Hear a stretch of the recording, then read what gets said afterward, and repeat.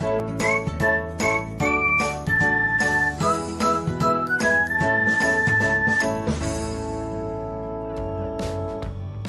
everyone, welcome back to another episode of Technologyglance.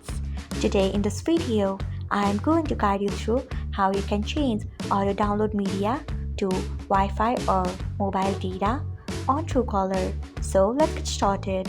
Firstly, open Truecaller app in your device. Then tap on three dots icon which is located at top right corner of your screen. Next, tap on settings.